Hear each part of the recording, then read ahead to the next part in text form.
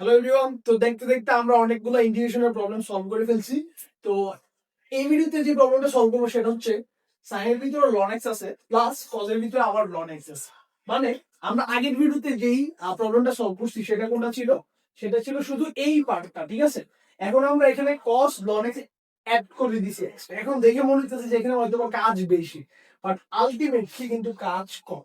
ঠিক যেমনটা আমরা করছিলাম কি ওই যে সাইন এক্স, মনে আছে? Integration of root over ten x, এটার ইন্টিগ্রেশন করতে অনেক প্যারা খাওয়া লাগছে না? আনসারটা অনেক বড়। বাট যখন আমরা ঠিক integration of root over ten x plus root over cot x এই জিনিসটা ইন্টিগ্রেশন করছি, অনেক ইজিলি মিলে গেছে কিন্তু, ঠিক আছে।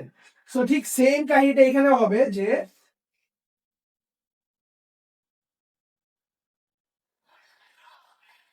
এখন দুইটা দেওয়াতে তোমার ইজিলি তুমি মিলাইতে পারবা, ঠিক আছে। সো এখন এই যে দুইটা দিছে না, তুমি এখন একটাকে কি করবা, জেড ধরে নিবা। আগের মেথডটা ঠিক, যে লন এক্স সমান কি হবে, লন এক্স সমান হবে জেড। এটা কি করবো, ধরবা, ধরি। তাহলে উভয় পক্ষে ডিফারেন্সিয়েশন করে দিবা, এটা কি আসে d one by x dx, আর এদিকে আসে ডি জেড।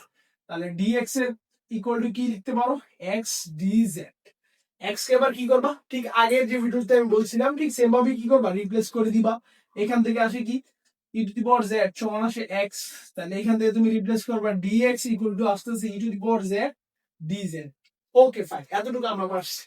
এখন দেখো সাইন লন এক্স কি কি জেড ধরছি, সো আলটিমেটলি এখান থেকে আসবে কি sine z plus cos z. আচ্ছা, এবার ডিএক্স কে রিপ্লেস করলে কি বসাতে পারি দেখো তো, এখানে ডিএক্স কে রিপ্লেস করে কি কি দিয়ে বসাতে পারি, e to the power z d z. So আমি যেটা করতে পারি এখানে সেটা হচ্ছে ই টু দি পাওয়ার জেডটা গুণ আকারে থাকবে, এখানে গুণ আকারে দিলাম, এন্ড হচ্ছে ডি জেড। এখন দেখো ইন্টিগ্রেশনের একটা ফর্মুলা আছে, আমরা পড়ছিলাম কিন্তু অনেক আগে, এমনি না, integration of ax f of a f of x plus কি f prime of x dx, এটা যদি ইন্টিগ্রেশন করি তাহলে কি পাইতাম, e to the power x, sorry, e to the power ax into কি f of x plus কি c না।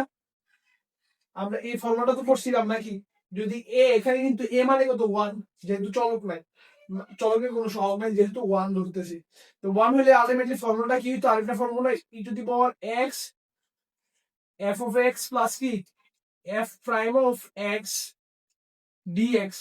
এটার মানে কি, এটার মানে হচ্ছে ই to the power x F of x plus কি সি, এই জিনিসটা না। তার মানে আমরা এখানে কি বলতে পারি যে যদি আমি এই ফর্মুলাটা আমি এখানে বসাই, মনে করো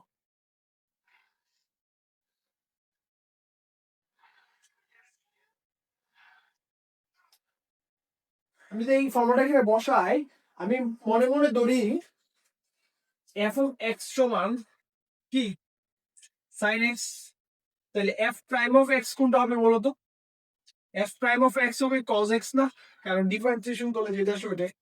তার মানে এখানে ফর্মুলাটা মিলতেছি দেখো, এখানে জেড যেহেতু আছে সো আমরা এক্স এর পরিবর্তে এখানে বসাবো জেড আর কি, ultimately f of z equal to কি, কাকে বসাবো, সাইন জেড।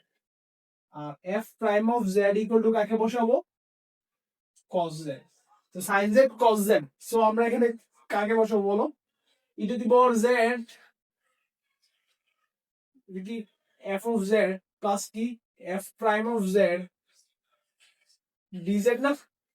তাহলে এখানে যে জিনিসটা ওই সেম ফর্মুলা আমরা অ্যাপ্লাই করে দিই, plus C.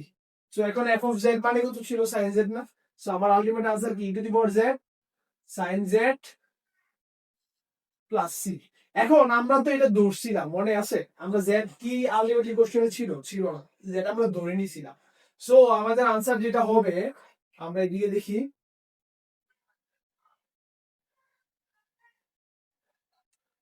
E to the power z, z কত ছিল, জেড মানে হচ্ছে এখানে ln x, e to the power ln x into কত সাইন, সাইনের ভিতরে কি হবে লন এক্স, মানে জেড এর মান বসে দিছি আর কি। তো e to the power ln x এর মানে হচ্ছে এক্স, আর সাইন লন এক্স প্লাস কত সি, এ হচ্ছে আমার আনসার। বুঝতে পারছো, এটা হচ্ছে আনসার।